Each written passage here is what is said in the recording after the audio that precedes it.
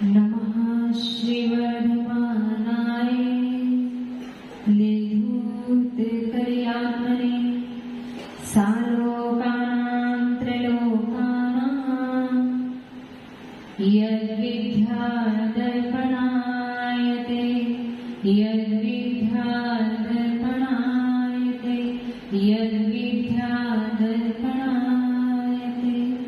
बोले विश्ववंदने विश्वाराध्य पंच परमेश्वर भगवान की। वर्तमान जिन शासन नायक श्री महावीर भगवान की। परम पूज्य आचार्य श्री आदि सागर महावीर की दिव्य सागर सन्नति सागर जी महाराज की। परम पूज्य आचार्य भगवान सुंदर सागर जी महाराज की। आचार्य भगवान के चरणों में नमन करेंगे, वंदन करेंगे। अध्यात्म में योगी मेरा तुमको नमन, वात्सल्य के धनी हो तुमको नमन, जीवन के मुक्तिकारी तुमको नमन, मुक्ति के पथ के ससोबार हो नमन। तू ही मुझे पालनहारा अभिराम है, तू ही मुझे पालनहारा अभिराम है। सुंदर सागर गुरुवर तू महान है, सुंदर सागर गुरुवर तुम्हें प्रणाम है। बड़े परम पूज्य अध्यात्म वास्ता सम्राट आचार्य भगवान सुंदर सागर जी महाराज की। तीन कमलों पर मुनिराजों की। दारिश्याम गिरवाणी माता की।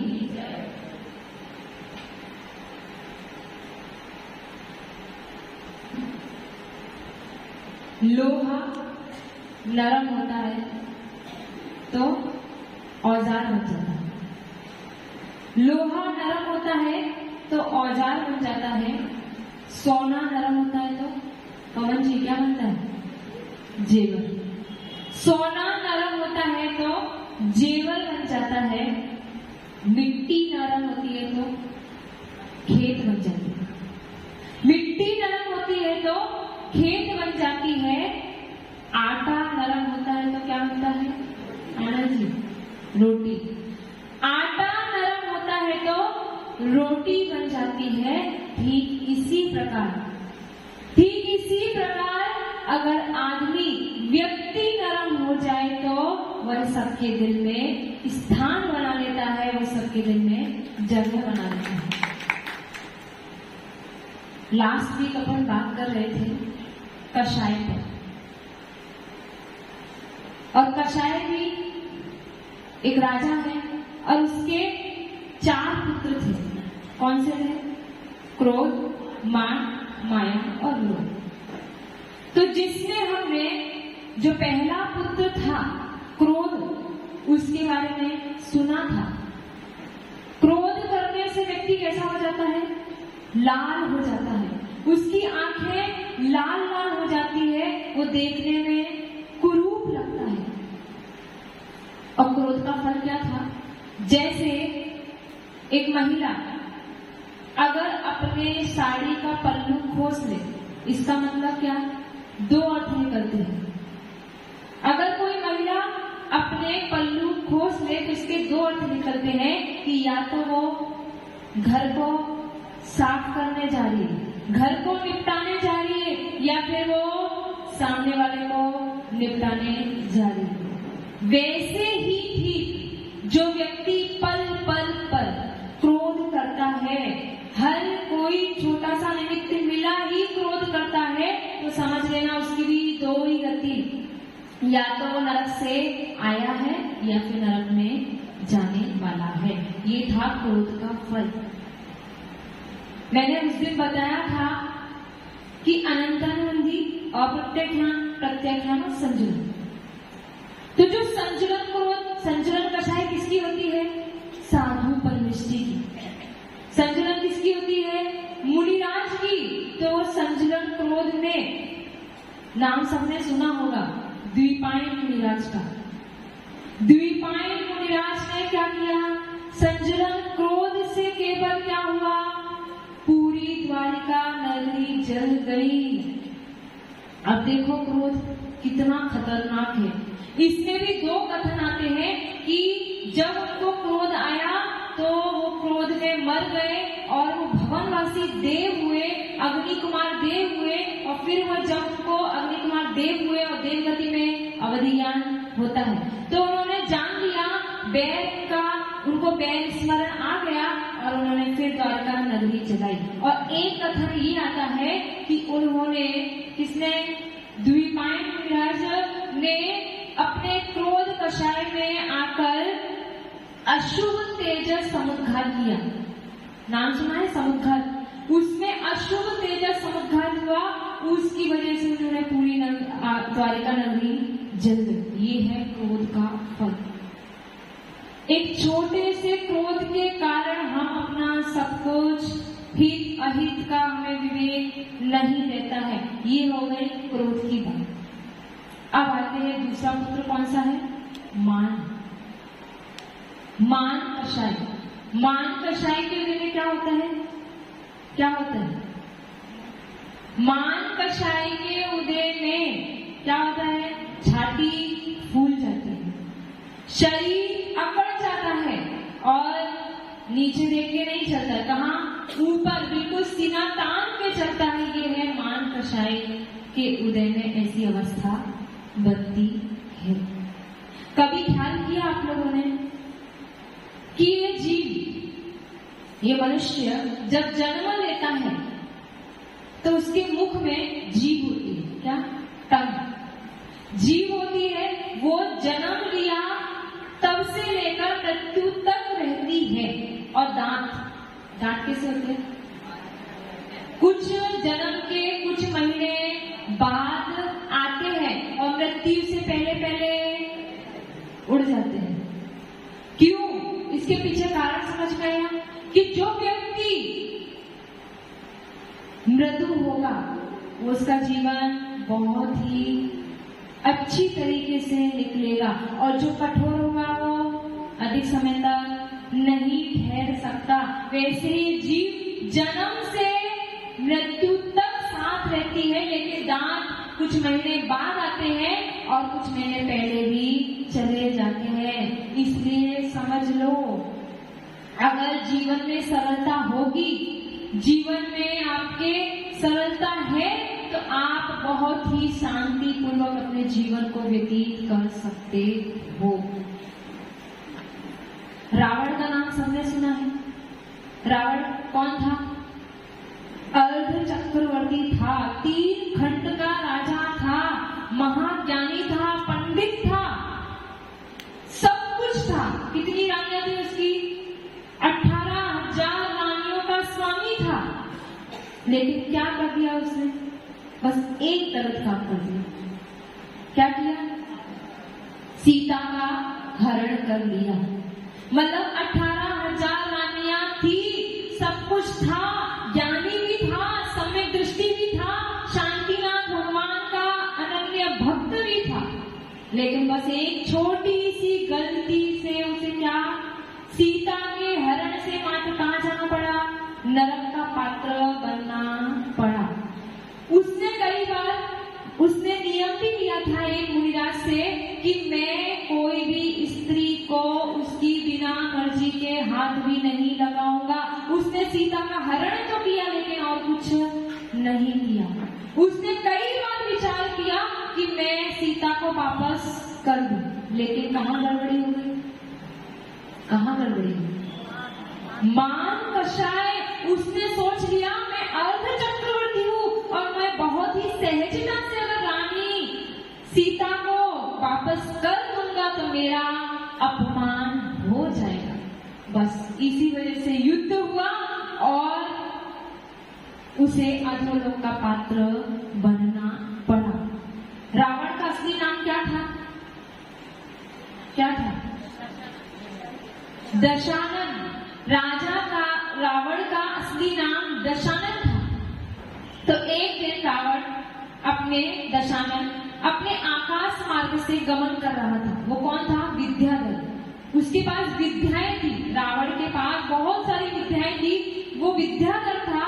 तो वो विद्याधर जब वो एक दिन आकाश मार्ग से गमन कर रहा था तो उसका विमान रुक गया। विमान रुक गया उसने सोचा कि मेरा कौन शत्रु है जिसने मेरा ये विमान रोक दिया है। और जैसे ही उसने नीचे उतरकर देखा तो उसने देखा कि ये तो मेरा पूर्व, कभी भी ध्यान रखना, विमान जो भी होते, जो तद्भव मोक्षगामी जीव होते हैं, जो उसी भव से मोक्ष जाने वाले जीव होते हैं, उनके ऊपर से विमान नहीं जा सकता।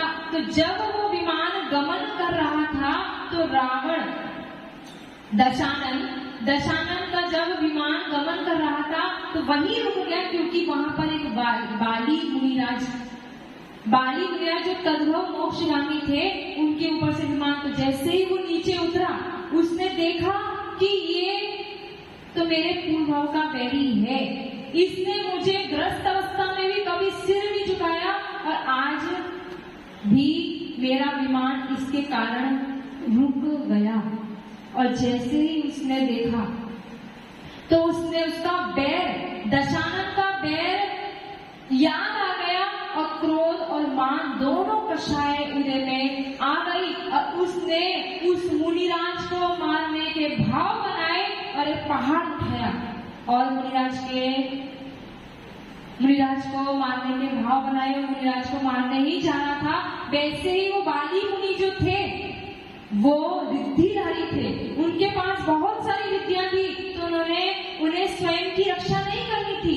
लेकिन मुनि होते हैं वो स्वयं की रक्षा के लिए कोई भी उपाय नहीं करते हैं, लेकिन दूसरे अन्य पशु पक्षी मर जाएंगे, इसलिए उन्होंने अपनी केवल पैर का अंगूठा हिलाया और वो जो पहाड़ उसने उठाया था वो दशानन के नीचे दब गया। और जैसे ही वो दशानन चिल्लाने लगा, रोने लगा, तो उसकी विमान से जो मंदोदरी, दशानन की मुख्य पटरानी मंदोदरी, उसने जैसे ही सुनी दशानन की रोने की, चिल्लाने की आवाज, तो वो नीचे उतर कर आई और उसने बाली मुनि से प्रार्थना की, बाली मुनि से दया की भीख मांगी और बोला कि आप तो दया के धनी हैं, आप मेरे पतिदेव को छोड़ दीजिए। तो उन्होंने, मुनिराज ने वैसे ही उस दशानन को छोड़ दिया। इसीलिए वो जब रो रहा था, चिल्ला रहा था, इसलिए दशानन असली नाम था, फिर जब जाके उसका रावण नाम पड़ गया।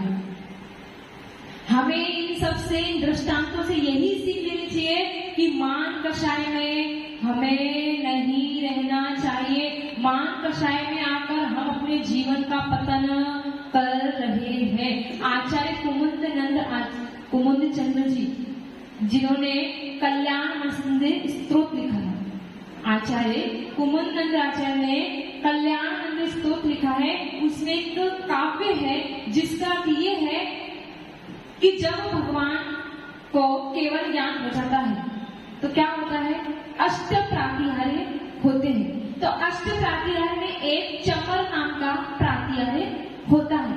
तो जो चमर प्रातिहार्य होता है वो क्या संदेश हमें दे रहा है कि चमर जितने नीचे झुकेंगे उतने ही ऊपर उठेंगे। इससे हमें ये सीख मिलती है कि सच्चे देव शास्त्र गुरु के प्रति हम जितना नम्र बनेंगे, जितना झुकेंगे, उतने हम भी उठेंगे। लेकिन यहाँ क्या आज कैसी संस्कृति चल रही है, हम मंदिर जाते हैं तो क्या करते हैं, भगवान को क्या करते हैं, झुकते नहीं है, सैल्यूट मारते हैं, झुका नहीं जाता। हम अपने देव शास्त्र गुरु के समक्ष झुक नहीं पाते, हम सैल्यूट मार के चले जाते हैं। आज की संस्कृति में ऐसे कपड़े, ऐसे पहनावा भी हो गया कि हमसे झुका नहीं होता, और हम जब झुकेंगे तो क्या होगा, हमें छोटेपन का एहसास होगा, इसलिए हम झुकते नहीं हैं। आज के समय में हमारे सच्चे देव शास्त्र गुरु कौन है बताओ? मोबाइल नहीं, मोबाइल तो है, लेकिन सच्चे देव कौन? क्या कहते हैं? सबसे पहले सुबह उठ के क्या करना चाहिए? सबसे पहले बिस्तर पे उठ के ही हमें पंच परमेष्टि का स्मरण करना चाहिए, भगवान को याद करना चाहिए, 9 बार नमोकार मंत्र पढ़ना चाहिए और 24 तीर्थंकर को याद करना चाहिए। फिर आगे मंदिर जाके स्नान आदि करके हमें मंदिर जाना चाहिए और भगवान को सबसे पहले नमस्कार करना चाहिए। लेकिन आज के समय में हमारे सच्चे देव शास्त्र गुरु बदल गए। कौन हो गए सच्चे देव? कौन? चाय। सच्चे देव कौन है? चाय। बिस्तर पे बैठे बैठे क्या चाहिए? बेड टी चाहिए ना। कुल्ला भी नहीं किया, मुख शुद्धि भी नहीं हुई, हमारी आंखें भी अच्छे से नहीं खुली, लेकिन पहले चाय। तो सबसे पहले, और चाय कैसे पीते हैं? अकड़ेपन से पीते क्या? सिर झुकाना पड़ेगा ना। तो सबसे पहले किसको सिर झुकाया? सच्चे देव। कौन है? चाय। सबसे पहले उसको सिर झुकाया। और शास्त्र जी कौन है? अखबार, न्यूज़पेपर। सच्चे शास्त्र कौन हो गए हमारे? न्यूज़पेपर। सबसे पहले उठते ही हमें बेड टी चाहिए और अखबार चाहिए, और हम उसको देखेंगे और न्यूज पढ़ेंगे। आज कितने मर गए, आज कितने घायल हुए, आज क्या क्या होने वाला है, ये सारी समाचार सुनते हैं। ये हो गए हमारे शास्त्र। और गुरु बता दो डॉक्टर साहब। डॉक्टर गुरु कौन है हमारे आज के समय में? डॉक्टर। गुरु आपको कितना भी उपदेश दे दे, संयम से रहो, नियम संयम से रहोगे, रात्रि भोजन नहीं करोगे तो आपको ये लाभ है। मतलब अपने जैन धर्म में इतने अच्छे से विस्तार से समझा रहे। जब भी आहार लेने आओगे ये नियम लो, नियम लोगे तो आहार लेंगे। ये सब नियम हम गुरुदेव स्वयं देते हैं कि आपका स्वास्थ्य अच्छा रहे, लेकिन नहीं सुनते। डॉक्टर कह रहे, पुनीत जी बोल रहे, क्या बोले कि आपको मूंग की दाल का पानी पीना है और गरम गरम पानी पीना है, उसके अलावा खिचड़ी खानी है और कुछ नहीं खाना। तो ठीक है, स्वीकार है। हम गुरु की मानते नहीं और डॉक्टर की टालते नहीं। ऐसा ही हो रहा है। तो हमारे आज के समय में देव शास्त्र गुरु बदल गए। हम झुकना नहीं चाहते, हम अपनी मान कषाय में और बढ़ोतरी करना चाहते हैं, मान कषाय को पुष्ट करना चाहते हैं, हमसे झुका नहीं जाता। जबकि हम जानते हैं हमारे सच्चे देव शास्त्र गुरु अमूल्य है। उनकी जो साधना है, उन जैसी साधना हम एक दिन की भी साधना नहीं कर सकते। उसके बाद भी खड़े खड़े नमस्कार। इसीलिए हमें अपने जीवन में परिवर्तन लाना है, मान कषाय को छोड़ना है। मान कषाय में रह जाओगे तो आगे नहीं बढ़ पाओगे, आगे उन्नति को प्राप्त नहीं होगे। इसलिए आचार्य परमेष्ठी कहते हैं, रत्नकर शावकाचार्य में ज्ञाना पूजा कुलम जाति बल लब्धि तपो बपु अष्टावाशित मानित्यम इसमें महल गतस्मया। यहाँ वो कह रहे हैं मद कितने प्रकार का? 8 प्रकार का मद है। और सबसे ज्यादा मद कहाँ होता है? ज्ञान मद। हमसे ज्यादा कोई ज्ञानी नहीं है। हमें अगर क्लास में हमारे फर्स्ट डिवीजन आ गई तो बस अब तो मैं ही हूं। तो ये ज्ञान मद, लेकिन ज्ञान मद हम कर रहे हैं, लेकिन हमारा ज्ञान कौन सा है? मदी ज्ञान के कितने भेद हैं? कितने भेद हैं? 5। कितने हैं? ज्ञान के कितने भेद हैं? 5। मदी ज्ञान, शुद्ध ज्ञान, अवधि ज्ञान, मनपय और केवल ज्ञान। हम लोग कौन से ज्ञानी है? मति ज्ञानी और शुद्ध ज्ञानी। लेकिन मति ज्ञानी, शुद्ध ज्ञान, अवधि ज्ञान और मनपय, ये ज्ञान कैसे ज्ञान है? शैवक्षणिक ज्ञान है। जैसे अभी आगे आपको पढ़ा रहे हैं भाव के बारे में, तो ये जो 5 ज्ञान में से 4 ज्ञान तो शैवक्षणिक है, और उसमें भी अपन मति ज्ञान, शुद्ध ज्ञानी है। अपन किस ज्ञान का मन कर रहे हैं? हमारे जो भगवान है वो केवल ज्ञानी है। वो समस्त द्रव्य की समस्त पर्यायों को युगपद देखते जानते हैं। उनसे ज्ञानी हम कहाँ हो सकते? तो हम मद कर रहे हैं। भरत चक्रवर्ती कितने खंड का राजा होता है? 6 खंड का राजा होता है। वो भी अपने अहम भाव में रहता है, और जब वो 6 खंड को जीत लेता है, जब वो वहां जाता है, कहाँ? वृषभाचल पर्वत पर अपना नाम अंकित करने जाता है, तो उस पर्वत पे भी देखता है कि इस पे तो पूरा नाम से भरा पड़ा है, इस पे मतलब मेरे से भी कितने ज्यादा चक्रवर्ती हो चुके हैं। उसी समय चक्रवर्ती प्रति भरत चक्रवर्ती का मान गलित हो जाता है कि मेरे से भी बहुत सारे चक्रवर्ती हो चुके हैं, मैं अकेला चक्रवर्ती नहीं हूँ। फिर भी वो उस एक नाम को मिटाकर अपना नाम अंकित करता है। इसलिए ध्यान रखो, मान कषाय अपना गुण नहीं है, कषाय विभाव है। कषाय में अगर हम ऐसे ही रहेंगे तो कभी भी अपने जीवन का उपकार नहीं कर सकते, अपने जीवन में उन्नति को प्राप्त नहीं कर सकते। और जो मान रहित होगा वही मुक्ति का कारण बनेगा। और हम सबको यहाँ हम सब इसीलिए उपस्थित हैं कि हमें सबको मोक्ष की प्राप्ति करनी है, और मोक्ष की प्राप्ति मान कषाय सहित नहीं हो सकती है। अपने जीवन में अपने सच्चे देव शास्त्र का स्वरूप समझो। जो सच्चे देव व्यक्ति शास्त्र यानी अखबार और गुरु यानी डॉक्टर, इनको ना मानकर जो वास्तविक में अपने सच्चे देव शास्त्र गुरु है, उनके प्रति नम्र वृत्ति से रहो, उनके प्रति समर्पित रहो, तो आपका जीवन अवश्य ही खुशहाल बनेगा, अवश्य ही उन्नति का मार्ग बनेगा। बोले परम पूज्य आचार्य गुरुदेव सुंदर स्वामी जी महाराज की।